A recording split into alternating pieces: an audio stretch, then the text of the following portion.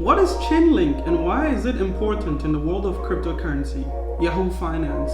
We are all crypto people now. New York Times. Digital gold. Visa bets big on cryptocurrency. Payment source. Should you invest in cryptocurrency in 2021? The Motley Fool. Bitcoin climbs 10% as cryptocurrency market attempts to come back from last week's plunge. CNBC. What's going on with Bitcoin? Cryptocurrency is following price prediction model with an astonishing precision. The Independent. If you were to do a quick Google search, there's so much buzz about cryptocurrency and it's so easy to get lost in the noise. In this video, I'll be explaining cryptocurrency in the most basic levels so that you can get up to speed.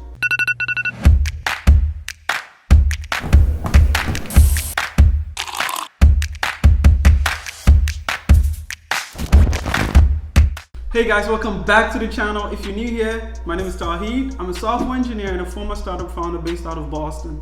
And on this channel, we explore various ways to capitalize on the digital economy to make some serious sense. I'm sure you're not living under a rock, and you've probably heard people use terms like dogecoin, savecoin, to the moon, XRP, diamond hands, paper hands, Bitcoin, Chainlink, blockchain, and you're like, what the F does this all mean? Well, as somebody who recently made over 20K in the dogecoin frenzy, who also happens to be a software engineer, I'm here to explain all the things that you need to know as a beginner in the cryptocurrency world. To fully understand cryptocurrency, we need to go all the way back to 2009 when a person or a group of people by the name Satoshi Nakamoto released the initial version of Bitcoin as an open source project on the internet. In the world of software and computer science, open source essentially means putting out a project out there and soliciting the help of the community to help you make it better.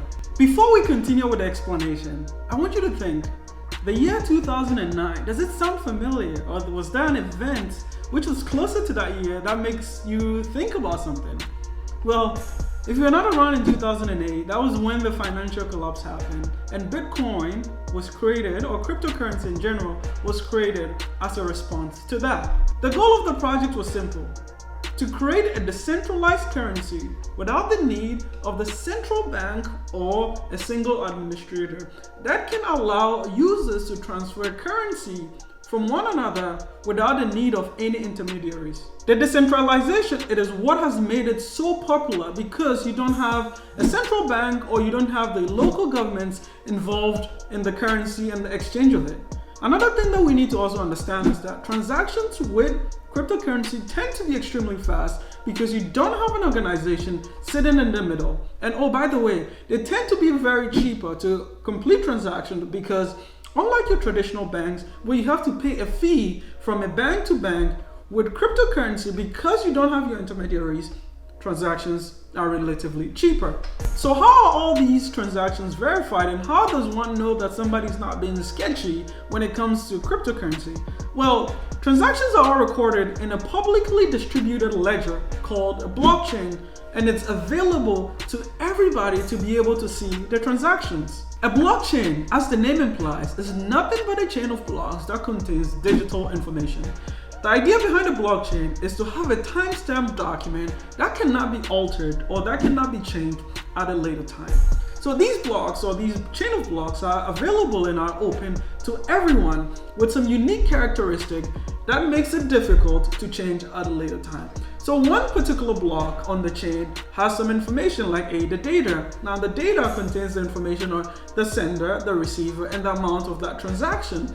Secondly, it contains a timestamp, or what we call a hash in computer science, which is the unique signature associated with that particular block. And then now, the last thing that the blockchain contains is a pointer to the previous block. So as I mentioned, a blockchain is nothing but a series of blocks with one block pointing to the next block. So again, in the future, if you're going to go tamper with one block, for instance, it's pretty much impossible because it's pointing to a previous block. If you go and tamper with it, you alter the hash, and if you change the hash, the previous block or the next block that this particular block is pointing to becomes invalidated.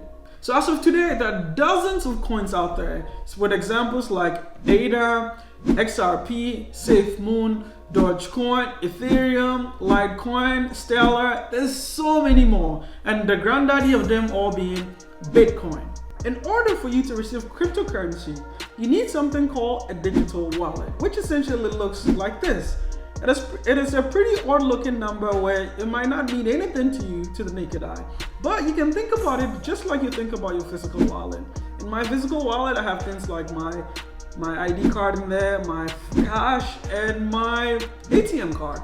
But in your digital wallet, that's where you keep all your various currencies like your Cardanos, your Bitcoins, your Dogecoins, your Ripples, and literally any coins that you can think about. In order to get a wallet, it's easy. Literally anyone can generate it if they have the right computer or the right software in place to be able to generate it.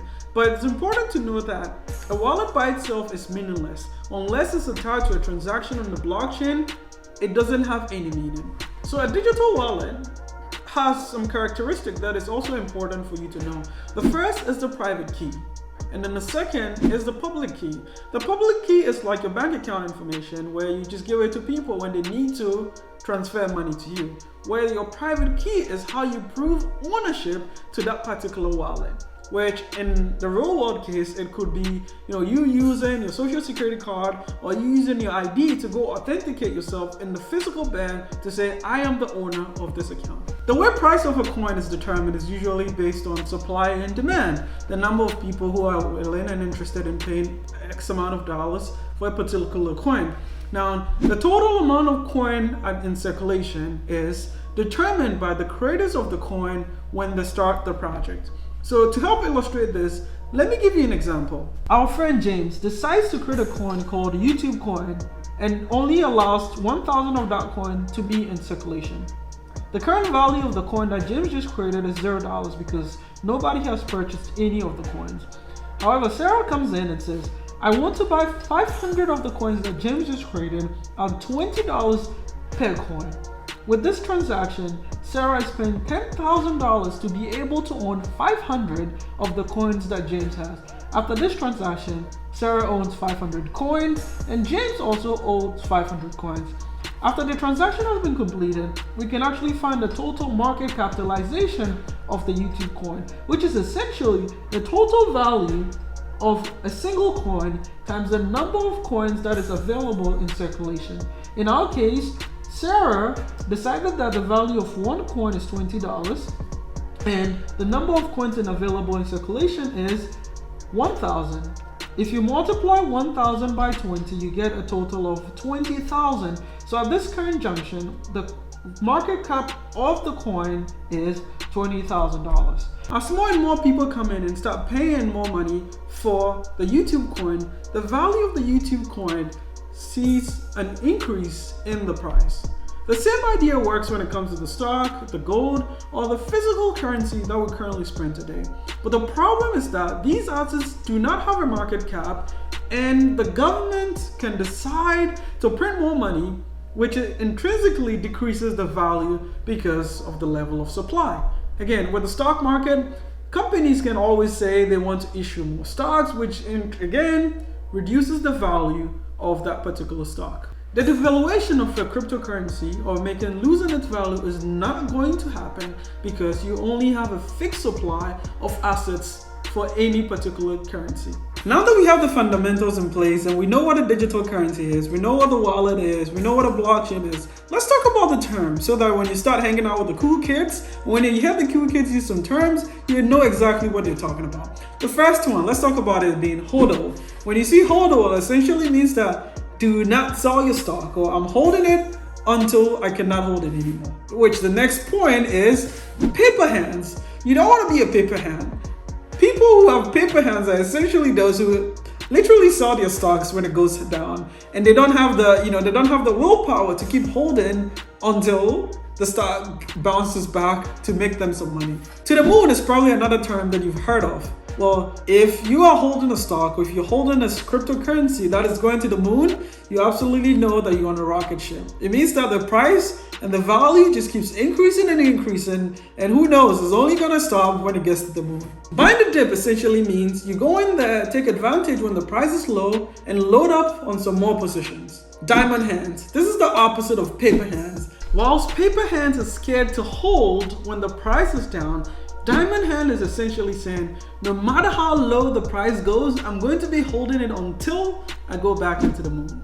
Anyways, I hope I was able to help you understand the basics of cryptocurrency, and now you can feel comfortable when you hear people using those terms.